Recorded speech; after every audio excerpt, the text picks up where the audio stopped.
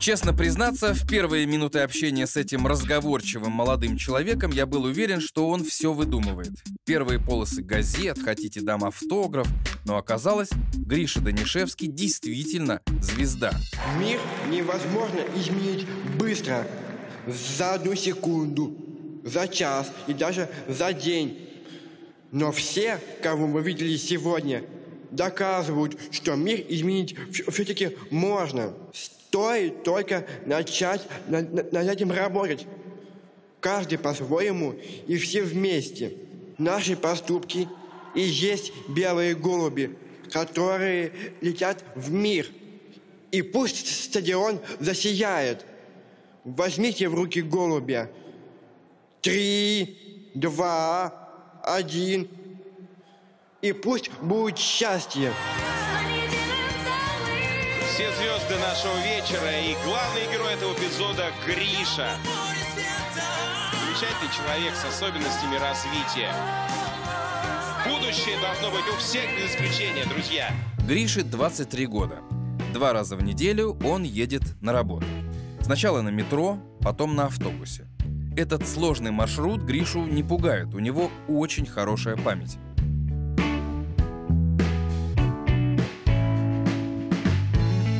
Гриша работает в московском филиале голландской транспортной компании. Харро, управляющий директор компании, уже много лет помогает людям с синдромом Дауна. Поэтому в необычный для России эксперимент с трудоустройством Гриши поверил с самого начала. Я бы сравнил Гришу, может быть, с Юрием Гагариным, да, с первым космонавтом. Может быть, это правильно так сказано, потому что для таких детей это огромный шаг тоже и очень много как-то работы. И я знаю, что просто очень многие не хотят, потому что не смеют, не готовы морально работать. Но Гриша такой очень динамичный, очень активный, очень самоуверенный человек, поэтому ему это удалось. У Гриши масса самых разнообразных обязанностей. Он отправляет почту, сортирует документы, ловко управляется с довольно сложной офисной техникой. Еще одна зона ответственности – склад. Гриша очень щепетилен в том, что касается инструкций. Положено быть в специальной обуви, обязательно наденет. Мало что упадет сверху, тут же отдавит ноги. Для этого, для безопасности ради, нужна такая обувь. В компании у Гриши есть персональный куратор. С Сергеем они и в офисе, и на складе. Неразлучная парочка. Все правильно. Вот смотри, если здесь линия D, если ты посмотришь, вот видишь, линия D. Под линией О это почти в самом-самом конце. Это тебе, может, на полчаса работы.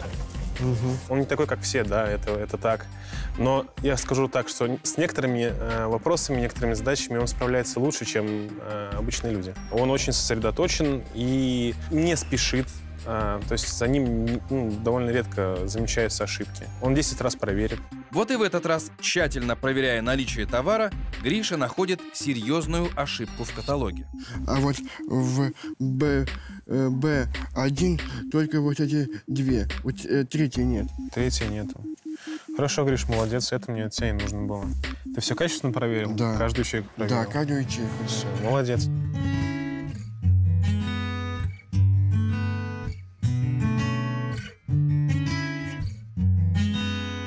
Да, это мой второй дом. Я чувствую часть своего коллектива.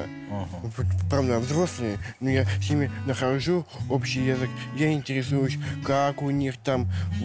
Я интересуюсь, как у них мобильные визитки собираю, чтобы у меня были в наличии. Мало что, какие вопросы мне.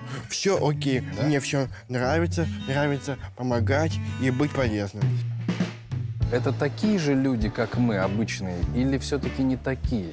Они гораздо более открыты, это я точно знаю. А в остальном, да, все то же самое.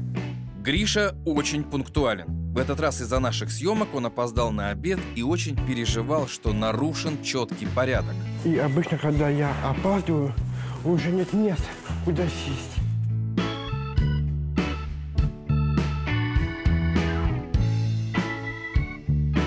работа платная, и мне деньги насчитают на карточку, а деньги мне нужны на всякие нужды.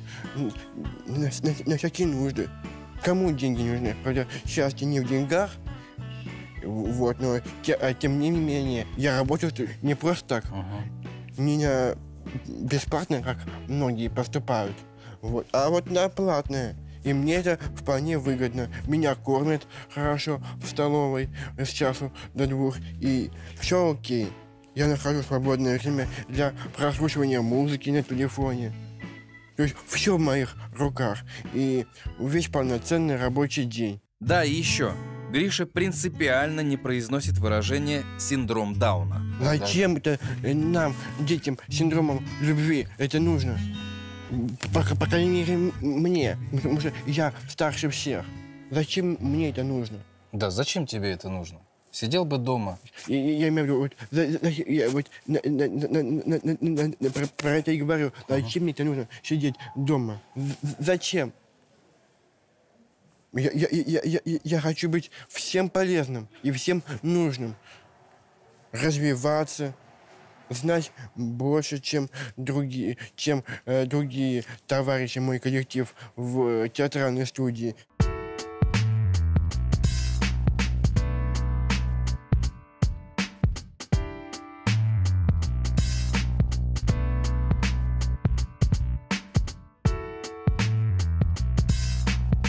Смотри, видишь лучи? Вот маяк должен встать так, чтобы это были лучи от него.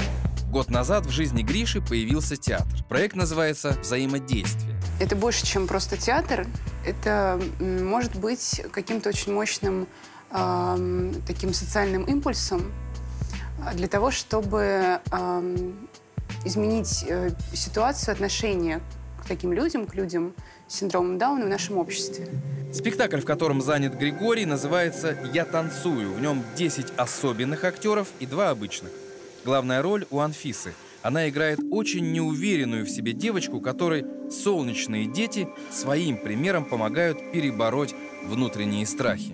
Сразу, вот как я пришла, у нас появились такие теплые отношения, и мы стали лучшими друзьями. Мы бы могли у них поучиться, наверное, открытости и честности. Что если вот им не нравится, так они и скажут. Не будут искажать, что им хоть не нравится, но скажут, что нравится. Они все по-честному говорят. Особенным людям гораздо сложнее спрятаться за маской. Они не стесняются проявлять свои эмоции, не боятся быть чрезмерными, не боятся быть собой. Искренность. Вот, пожалуй, главный лейтмотив этой постановки. И то, что тебе хлопают, это не то, что счастье, это целое событие в моей актерской жизни. Для меня быть актером – это и счастье, и страдания. Актер не просто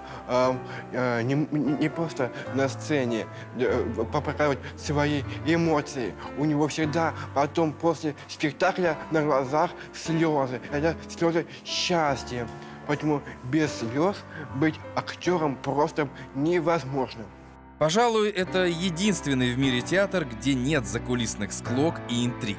У нас ссор нет, у нас дружеские отношения, у нас синдром любви. Синдром любви – это когда происходит все мирно и дружно. Мы встречаемся, переписываемся, делаем друг другу какие-то подарки, комплименты. А у меня перед глазами все время стояла картинка из питерского дома малютки, где Тимофей так трогательно прижимает руки к груди. Где он сейчас, наш последний малыш, которому уже нашли за границей семью, а потом лишили последней надежды? Но ведь должны знать в доме малютки хоть что-то о его судьбе. А как же нам его найти, Наталья Васильевна? Я не помогу. Никак. Я просто не имею права это делать. Но вот странное дело, его нет ни в одном специализированном детском доме Санкт-Петербурга и Ленинградской области, куда его должны были отправить. Что это? Что это? Мы в